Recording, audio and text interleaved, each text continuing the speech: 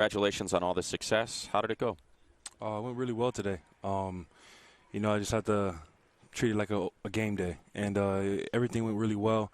My 40, I was trying to shoot for the 4.9s, but unfortunately couldn't get it down. Close enough. Yep, yeah, close enough. And everything else, all the drills, the jumps, everything went really well today. And thinking about last year, you had an opportunity to possibly enter the draft, and you bypassed it to come back and play another season. What led you to stay at Oregon? What were you hoping to accomplish? And do you feel good about the decision based on where you are today? Yeah, I definitely feel good about my decision. No regrets. Really, I just had to – me and my family, we talked about it and everything. And, it was just – I was close to getting my degree, so I wanted to finish it. And, I'm a kind of person that, whatever I start, I finish. And so doing that, and also in the offseason developing my pass rushing skills. I really knew I had to become a better pass rusher, so this offseason I took time to really focus on that part of the game. Did you talk to Eric Armstead about that at all, or was it just a straight family conversation? What about your coaches, your teammates? Did they kind of weigh in on your decision?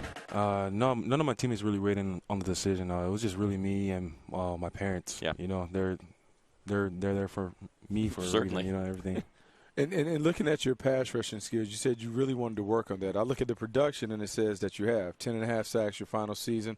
What were some of the things that you were working on when it comes to pass rush? Was it hand skills? Is it the movement at the line? What were you trying to put together to help you become a better pass rusher? Yeah, it was mainly my hand skills, getting better to play with my hands, and also just I was in the backfield a lot my junior year, and I just couldn't finish plays on the quarterbacks and everything. And so I really had to focus on closing down, not getting too excited, taking too big of steps when I'm in the backfield.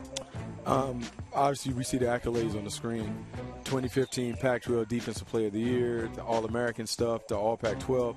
And looking ahead to the next level, who are some of the guys that you look at as pros that you say, I can emulate their game, I can steal pieces from their game, and maybe I can play like them? Who do you model your game after? Yeah, I really think about the person I compare myself to is Calais Campbell. What about works. That's what you said, Bucky. Yeah. What about that's exactly what you said about 40 minutes ago. What about Calais Campbell? Do you see that you're like, I can do that? I can be a 5 technique. I can do some of the stuff that he. Yeah, he just he can play for his how tall he is, just like me.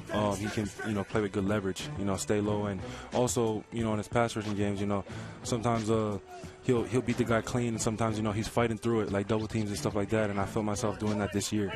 DeForest, you look at the Pac-12, and we're on the West Coast, and there's always the East Coast bias that we talk about. Mm-hmm. When you go week in and week out, and you see a different style of offense, what is the challenge as a defensive player? You're going up Washington State, that spread one week, Stanford, Power the next week.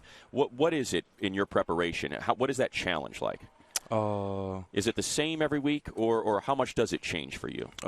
Practice really doesn't really change. It's just the whole, game planning and everything that we do. With Washington State, how they're a spread offense and they pass like 60 to 70 plays a game, we really work on our pass rushing skills that whole week, closing out on the quarterback, caging the quarterback. And, with Stanford, we know it's going to be a physical game. They're a power team. They just like to run the ball the whole game. And so we just really work on pad level. And the whole week just working on pad level, getting low, staying low, because they got some big guys up front.